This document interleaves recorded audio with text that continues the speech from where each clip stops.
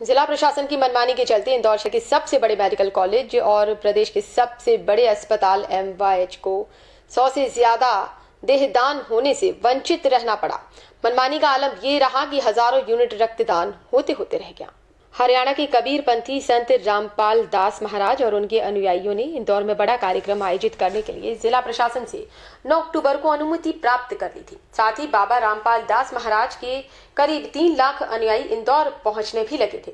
कार्यक्रम में 3 लाख लोगों के पहुंचने का फीडबैक मिलने को लेकर प्रदेश के खुफिया विभाग की जानकारी मिलने के बाद जिला प्रशासन के पैरों के नीचे से जमीन खिसक गई और जिला प्रशासन के अधिकारियों ने पुलिस विभाग के अधिकारियों को अनुमति निरस्त करने के आदेश दे दिए।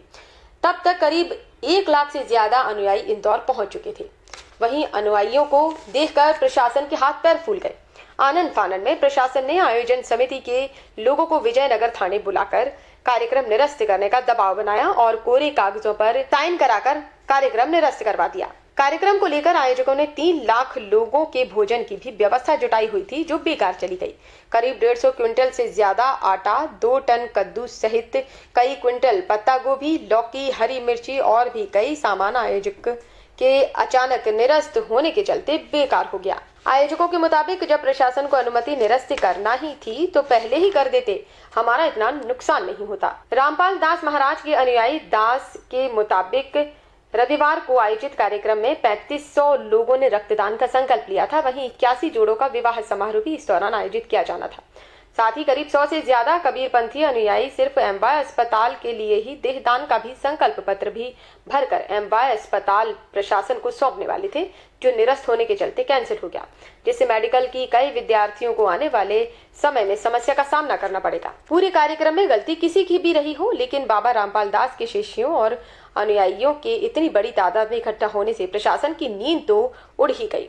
वहीं अस्पतालों में ब्लड के लिए दर दर ठोकरें खाते लोग भी इतनी बड़ी तादाद में मिलने वाले रक्तदान से वंचित रह गए। Bureau report, red 9 news, Indore. ये एक्चुअली क्या है कि हम लोग जो पिछले 8-10 दिन से परमिशन के लिए लगातार प्रयासरत थे, जैसा जैसा प्रोसीजर होता है उस प्रकार से हमने पूरा प्रोसीजर पूरा किया और हमें परमिशन मिली।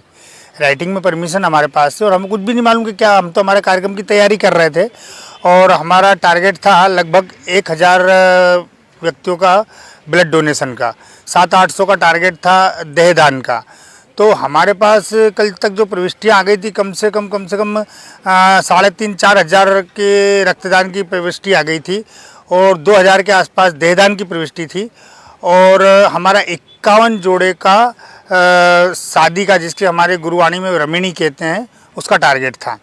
तो उसके अगेंस्ट हमारे पास लगभग 80 जोड़ों की शादी का प्रोग्राम आ गया था और हमने जो तैयारी की थी उस हिसाब से हमारा कार्यक्रम शांतिपूर्वक चल रहा था। भगत लोग आना शुरू हो गए थे, सारी तैयारी थी। अब कल अचानक हमको टीआई साहब का फ़ोन आया कि आप लोग के बैनर पोस्टर थोड़ा अंदर करिए, ये वो। हमने अंदर कर लिया जैसा उन्होंने बताया।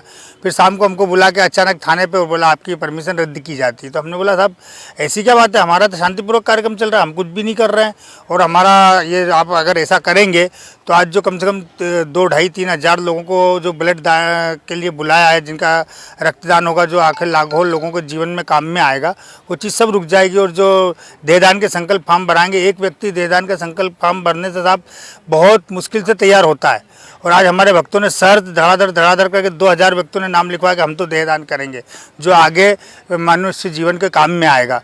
ये सब हमने साहब लोगों को, टीआई साहब को, सीएसपी साहब को निवेदन किया कि साहब आप कैसे करके, आपके कारण क्या है। तो उन्होंने बोला नहीं, हमको ऐसा लग रहा, अनुमान हो रहा कि आपके पास संगत बहुत आ रही है, भीड़ भाड़ बहुत है और हमारे पास बल नहीं है और खुफिया विभाग की रिपोर्ट है, भोपाल से आदेश है, इसलिए हम आपकी परमिशन रद्द कर रहे हैं, आप कार्यक्रम नहीं कर सकते।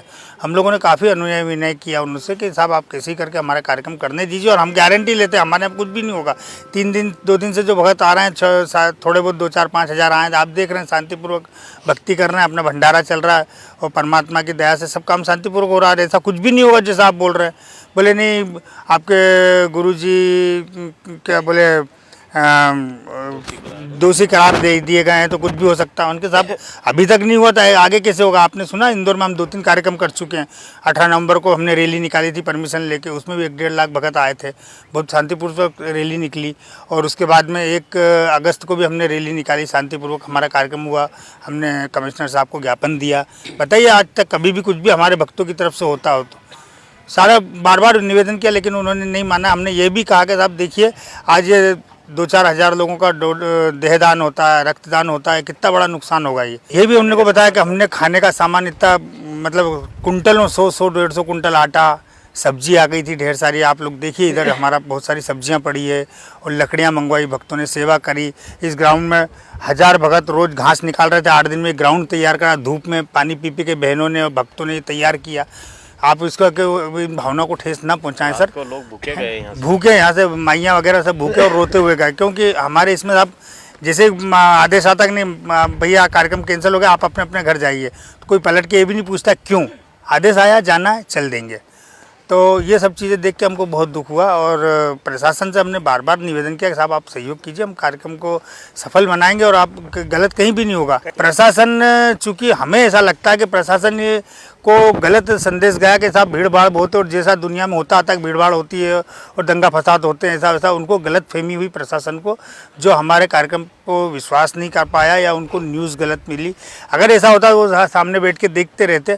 हम लोगों ने ये भी बोला कि साहब अगर ऐसा तो हम आपके पास में बैठते हैं, अगर कुछ भी होगा तो हम 5 व्यक्ति जो हमके नाम से, आप हाथों हाथ हमको रोक दीजिए, हम आपके अरेस्ट हो जाएंगे, हम हर तरह से तैयार हैं। जी मेरा सुरेश दास नाम है जी।